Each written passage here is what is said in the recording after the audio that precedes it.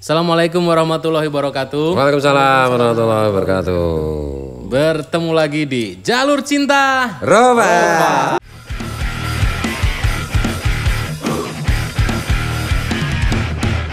Episode kali ini spesial karena kita kedatangan tamu.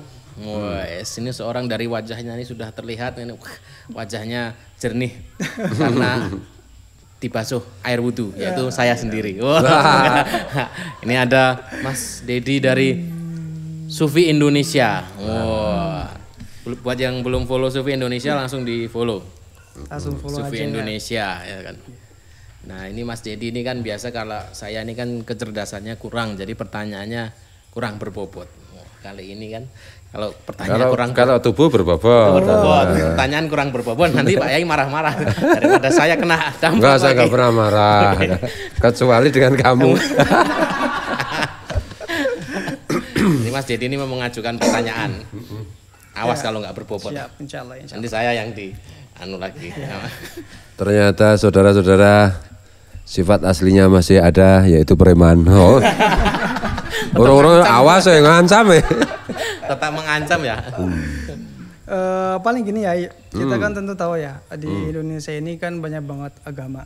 Tentu yang dilindungi undang-undang ada Islam, Kristen, Hindu, Protestan dan lain-lain gitu. Aliran kepercayaan? Ya betul, ratusan. banyak lagi. Dan kita mengerti bahwa seharusnya di Indonesia itu kita harus saling rukun. Karena kita tentu tahu Islam itu adalah agama damai. Nah, bagaimana menyikapi dengan konsep yang dianut dari Aba Gurus Kumpul? Tentu kita tahu Aba Gurus Kumpul itu orang yang paling mahabbah dan dia mencerminkan akhlak Kanjeng Nabi Muhammad SAW dan menyikapin di perbedaan di tahun-tahun sekarang apa yang harus kita lakukan. Sedangkan banyak umat terutama orang-orang yang belajar Islam itu hanya belajar daripada syariat. Tentu penting syariat, tapi apakah hanya sekedar syariat tentang hakikat? Hakikat kan itu daripada akhlak kita. Nah, gimana cara menyikapinya agar orang-orang terbuka? Ternyata Islam itu agama damai, agama rahmat. Kalau kita bicara rahmat, mana mungkin kita bisa menghardik, apalagi sampai bilang fulan kafir, fulan sesat dan lain-lain gitu kayak. Mungkin saya mewakili beberapa teman-teman yang menanyakan sebenarnya Islam itu gimana gitu kan? Bukankah Islam itu agama rahmat? Karena Islam itu rahmatan lil alamin. Nah, mungkin itu dulu. Jadi harus rukun ya? Iya. Kalau saya sama Arman aja susah rukun. Kemudian harus rahmat ya. Saya itu punya teman namanya Pak Surahmat, sekarang sudah meninggal. Repot ya? Iya. Jadi apa ya? La ikrah fiddin, tidak ada paksaan dalam agama, kan itu. Kuntum khaira ummah. Nah, kalian ini orang beriman adalah sebaik-baik kelompok. Nah, artinya di situ itu kan mengandung apa itu yang tersirat itu mengandung perintah, mengandung pesan untuk apa sebagai kelompok yang terbaik ya itu melindungi, menjaga kan gitu. Jadi prinsipnya itu begini. Islam itu adalah agama yang memberikan kebebasan kepada setiap orang. Isma syi'ta, Nabi itu sering kan bersabda, Isma syi'ta hiduplah sukamu. Yang penting batasannya kan begini, asalkan kelompok itu tidak memaksakan kehendaknya, tidak memaksa orang untuk ikut kelompoknya, ya Islam itu berkewajiban melindungi. Dan itu bahkan kalau lebih ekstrim lagi ya, Gus Dur itu dulu mengusulkan untuk pencabutan TAP MPR tentang larangan PKI kan itu. Itu protes sama terutama orang Islam sendiri kan. Menurut saya itu cara berpikir Gus Dur itu justru itu mengamalkan Islam. Kenapa? Yang dilarang itu bukan aliran atau bukan ideologi atau bukan agama atau apa. Agama atau aliran atau ideologi yang memaksa setiap orang untuk ikut. Itu yang dilarang Islam.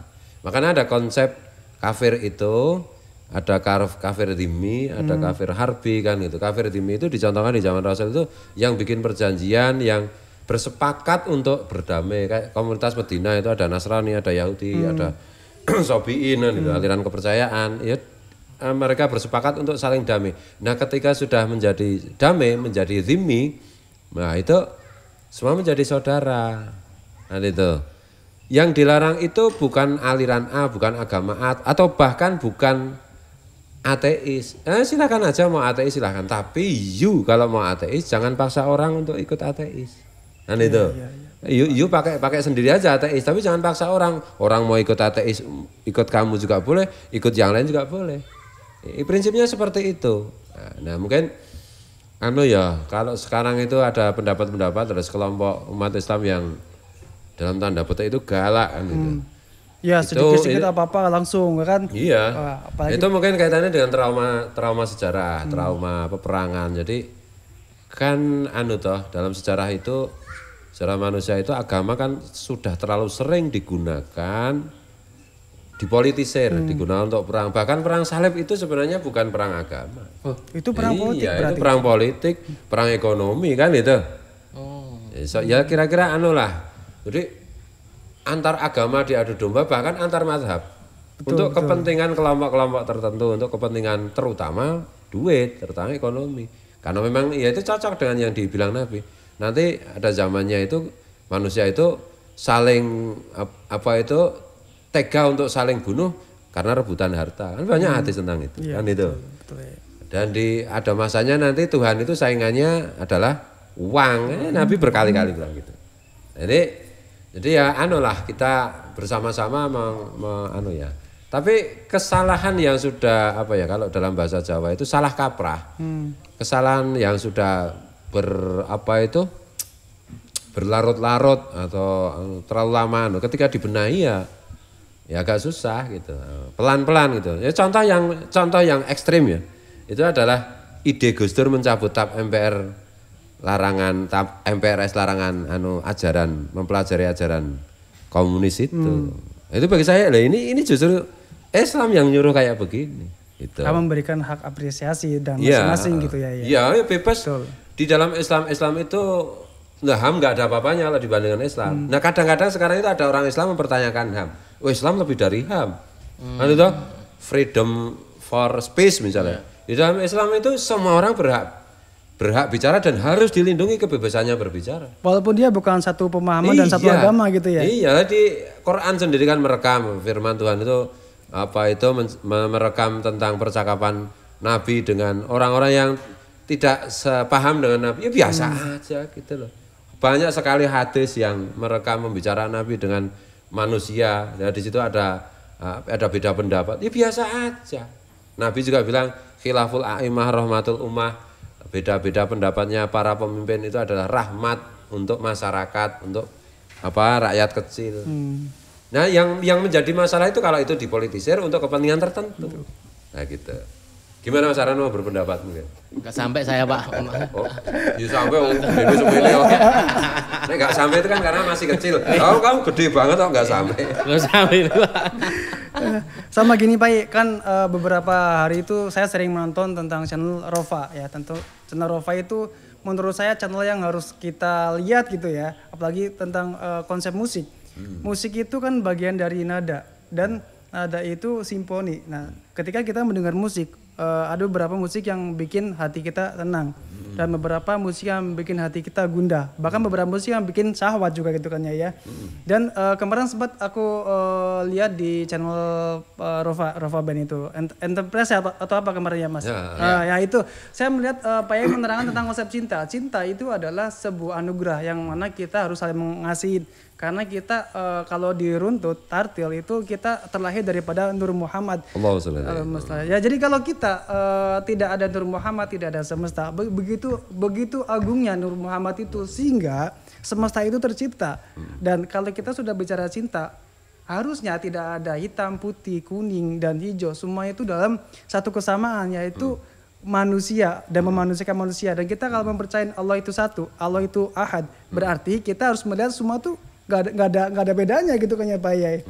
Harusnya begitu pemikiran kita memahami agama, bahwasanya Allah itu kan tidak bertempat, tidak beruang, tidak berwaktu. Dan sebenarnya kadang-kadang saya memikirkan gini Pak Yai, sebenarnya kita menyembah apa? Apakah kita menyembah musola, menyembah masjid, atau menyembah ibadah itu sendiri? Ya kan saya dengar gini Pak Yai, ketika Tuhan itu diduakan karena Tuhan itu satu. Kalau kita menduakan berarti udah syirik ya Pak.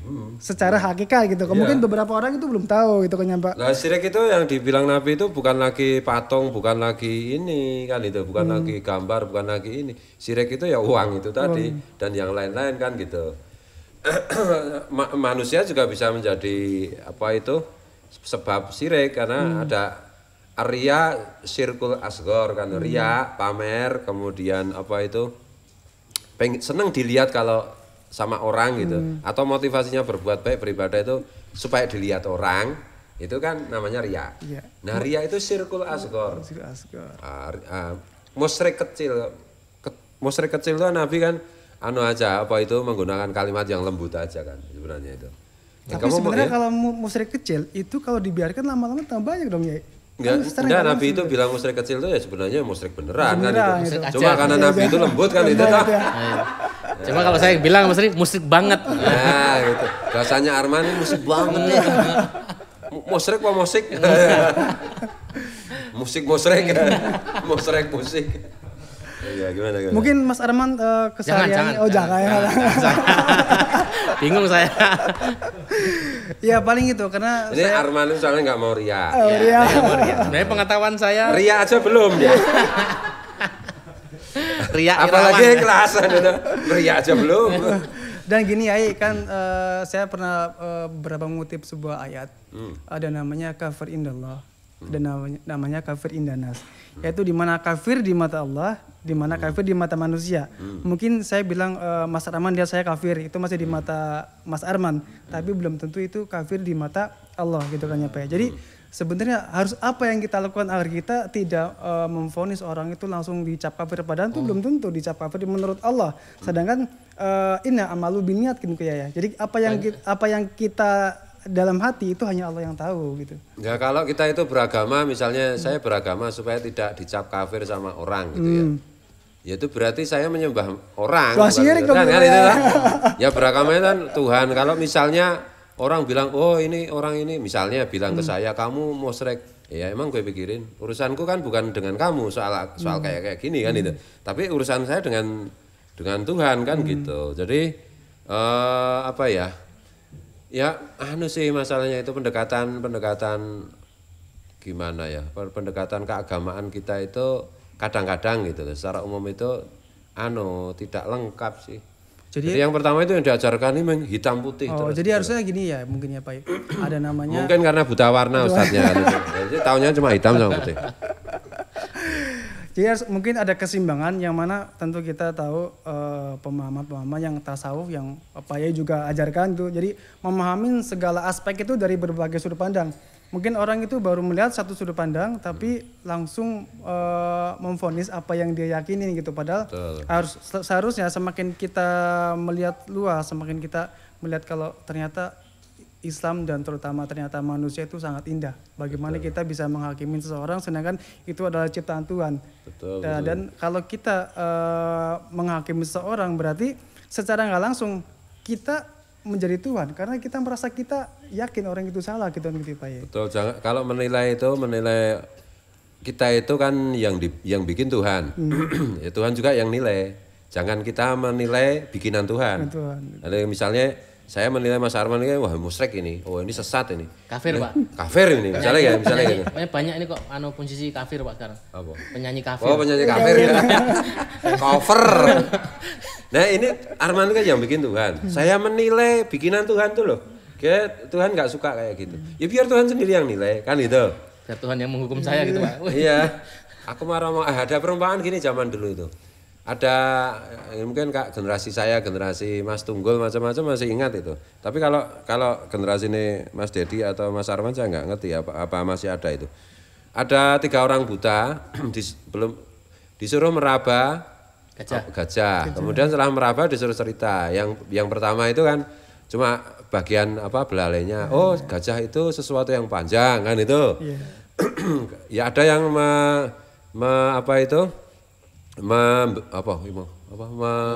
meraba perutnya. Oh gajah itu sesuatu yang bulat besar kan itu. Jadi itu kan gambaran bahwa manusia itu intinya ya manusia itu kan tidak bisa memahami kebenaran dengan sebenar-benarnya kecuali para nabi. Puncaknya adalah menurut Islam adalah Nabi Muhammad SAW. Itulah yang tahu. Itulah yang ketemu Tuhan langsung juga cuma beliau kan gitu. Kita juga belum pernah ketemu sama Tuhan kan itu. Mau ketemu langsung. Atau tekan. Jadi anu ya, apa ya Bang? Gajah Pak, gajah. Ora wis gajah. Perspektif. Oh, dumeh mirip kok terus kon baleni. Perspektifnya, jadi orang tuh perspektifnya jadi hanya Rasulullah yang mengerti tentang gitu. keseluruhan. Ora kuwi ya. Waduh maafkan saya loh Pak. Terdistraksi ya Pak. Gara-gara Mas Dedi sih. Susah Pak, Mas Dedi silakan lanjut Mas Dedi. Begitu loh Mas Dedi. Oh ya, jadi sedikit ada gambaran. Jadi untuk memahami sebuah esensi Islam itu harus dengan kacamata luas. Mungkin seumpama kita Enggak gini ya Mas Dedi, mungkin teringat. Saya Islam, Mas Dedi Islam. Mas Arman Islam. Islamnya itu beda-beda loh. Islamnya itu beda-beda. Islam menurut saya, ini kan keislaman saya itu seberapa benar, seberapa tepat, seberapa ini perspektifnya bagaimana itu kan dipengaruhi oleh banyak hal. Dan pasti unik. Ada selalu perbedaan di tingkat individu. Apalagi di tingkat antar agama. Ya kan biasa aja, saya beda dengan Mas Arman, cara Islamnya dengan Mas Dedi, kan juga nggak apa-apa. Kan tetap saudara. Ada saudara seiman, ada saudara sesama manusia, ada saudara sesama makhluk Tuhan. Karena semua itu diciptakan dari cahaya Nabi. Jadi kita itu semua kan anak cucu Nabi, masa sesama anak cucu Nabi saling berantem kan gitu. Nah, dan apa itu berkali-kali saya sampaikan bahwa kenapa cinta dan cinta. Ya karena Allah itu kan punya rahmat, punya cinta itu 100 cinta. Yang satu dibagikan Tuhan dan semuanya itu yang satu itu dibagikan Tuhan di dunia lewat Rasulullah, lewat cahaya Nabi itu, lewat ruh Rasulullah itu. Kan itu. Yang 99 disimpan Tuhan untuk orang-orang yang dikehendaki Tuhan di akhirat nanti kan itu. Itu semua kan lewat Nabi. Jadi tidak ada cinta kecuali pasti sumbernya itu dari Allah melalui ruh Nabi. Maka ketika kita bicara cinta sesungguhnya kita berbicara tentang Rasulullah, ruh Rasulullah dan sedang berbicara tentang Allah itu sendiri. Karena wasiat rahmati kulla syai' kan itu. Cintaku itu meliputi segala sesuatu. Di Quran kan begitu. Nah, kalau soal beda-beda agama itu begini. Ada kata-kata Rumi yang terkenal tuh. Saya ini seorang Yahudi, tetapi bukan Yahudi seperti yang kalian kira. Saya ini seorang Nasrani, tetapi bukan Nasrani yang ada di dalam persepsi kalian. Saya ini seorang Muslim, seorang orang yang beragama Islam, tapi tidak seperti Islam yang kalian kira. Ini kan sebenarnya Rumi itu kan sedang menyindir. Kamu itu setengah-setengah sih memahami Islam, setengah-setengah memahami agama-agama setengah-setengah. Akibatnya kamu merasa paling benar itu karena kamu tidak paham sepenuhnya. Kalau kamu paham sepenuhnya, maka kamu akan bisa memahami yang lainnya. Perbedaan itu biasa aja. Tidak semua, saya tidak setuju kalau semua agama itu unsurnya sama, enggak. Ada persamaan di dalam setiap agama, yaitu mengajarkan tentang kasih sayang, tujuannya kan itu. Kemudian berbuat baik. Agama apapun, agama yang benar adalah seperti itu. Kalau ada agama yang tidak mengajarkan cinta kasih kepada sesama dan tidak mengajarkan kebaikan, itu agama setan kan gitu. Tapi kalau agama itu mengajarkan tentang cinta kasih dan berbuat baik, itu agama dari Tuhan, dari Allah. Dan itu. Karena Allah itu mengutus nabi kan banyak. Nabi itu yang disebutkan di dalam Al-Qur'an itu secara verbal itu kan 25 nama. Nabi. Tapi sebenarnya Allah itu mengutus 124.000 nabi. Yang masing-masing pasti nanti ada titik temu ajarannya itu. Gitu. Dan kalau khusus di Indonesia itu sebenarnya ada banyak kesaksian dari para wali, para habib, dan saya sendiri lihat itu ya. Agak susah sih saya membedakan konsep teologi antar agama di Indonesia. Mungkin ada yang satu Nasrani, ada yang Yahudi, ada yang aliran kepercayaan, ada yang Islam, tapi kayaknya itu kita itu memang dikasih keistimewaan sama Tuhan gitu ya. Jadi konsep beragama, bertuhan di dalam yang dianut oleh orang Indonesia sejak zaman dahulu kala, sejak zaman prasejarah, itu mereka meyakini tidak ada Tuhan selain Tuhan dan hanya Tuhan. Dan Tuhan itu sesuatu yang tak terumuskan kan itu. Kalau dalam bahasa Jawa itu anu ning ning, sesuatu yang tidak anu. apa meneh ya? Apa meneh man? Sing rada ngerti Jawa. Kayaknya begitu dan itu mempengaruhi semua agama di Indonesia. Jadi pada titik ini sebenarnya ya bisa dibilang itu ya orang Indonesia itu bisa dibilang pada hakikatnya kalau dikejar terus-menerus ya itu ya bertauhid semua. Karena tidak ada Tuhan selain Tuhan itu sendiri dan Tuhan itu sesuatu yang tak tergambarkan. Laisa kamitslihi syai', tidak ada sesuatu yang sama. Walam yakul lahu kufuwan ahad, tidak ada sesuatu yang sebanding kan itu. Apalagi sama sebanding aja enggak kan itu. Ini saya lihat itu semua orang Indonesia kayak begitu. Mau agamanya apapun, mau aliran kepercayaan mau apa itu. Nek Jawane apa tankino. Nah, tankino. Apa tankino kiniro. Nah, itu Tuhan itu tankino kiniro. Meskipun ada misalnya ada buku sejarah yang ditulis oleh Profesor Slamet Mulyono apa ya, almarhum. Oh, dulu itu zaman ada kita mengalami fase animisme dinamisme, yaitu menyembah gunung atau menyembah pohon. Enggak ya Pak ya? Enggak, mencari pohon yang tinggi macam-macam itu simbol karena Tuhan tak bisa ya gitu loh. Cuman orang barat tidak paham terus iya, metodologi barat nggak paham. Tapi makanya begitu Wali Songo itu mengajarkan tentang konsep teologi Islam Tuhan itu nggak bisa disamakan dengan apapun. Nah itu langsung kita disambut. Islam itu disambut konsep. Oh, jadi sebenarnya tidak jauh antara kepercayaan leluhur kita dan Islam sebenarnya tidak terlalu jauh. Makanya Islam begitu datang disambut dengan baik. Iya, dan misalnya breakdown tentang teologi ya. Breakdown tentang teologi misalnya begini, saya itu ada banyak kan teman saya, pedanda sahabat saya, bahkan saudara saya itu. Itu begini, Tuhan itu kalau menurut kamu apa? Itu. Ya Tuhan ini semuanya ini Tuhan. Kan itu. Nah, ini kan sama dengan konsep Asmaul Husna itu. Az-Zahiru. Tuhan itu yang tampak ini loh. Ya. Maksudnya itu begini kalau dalam Islam itu. Apapun yang tampak, kalau kita runut semuanya ya misalnya ini alam semesta macam-macam diciptakan dari nur Allah, nur Rasulullah. Nur Rasulullah diciptakan dari nur Allah. Dari Tuhan itu sendiri. Jadi semuanya itu Tuhan dong. Kan bisa begitu. Cuma kan gini bahayanya itu gini, kalau otaknya pendek, hatinya kotor, udah maunya berantem terus. Kan gitu toh. Makanya jahat dan bodoh itu dalam bahasa Arab itu kan sama. Jahlun. Jahil kan itu, karena itu ya orang yang berbuat konyol itu sebenarnya menunjukkan otaknya nggak lengkapan, itu bodoh gitu loh. Nah orang bodoh harus nurut sama orang baik kan itu, nurut sama Arman lah. Ya. Kira-kira kayak gitulah Mas Dedi. Kira-kira gitu. Ya, cukup. Berbobot ya sekarang ya gitu. Yo, semua ini orang berbobot. Nanti kita Mas Sobil berbobot lagi. Bagus, serius loh ini biasanya. Ya, jadi apa? Oke. Saudara-saudara sekalian masih bersama Jalur Cinta Roma.